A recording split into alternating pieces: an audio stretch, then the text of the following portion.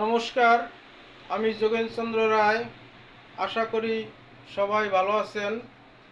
আজ আমি আপনাদের সাথে আলোচনা করব একটি মডেল মেডিসিন শপ স্থাপন ও পরিচালনার জন্য একজন মডেল মেডিসিন শপ মালিকের কি কি তথ্য থাকা অত্যাবশ্যক।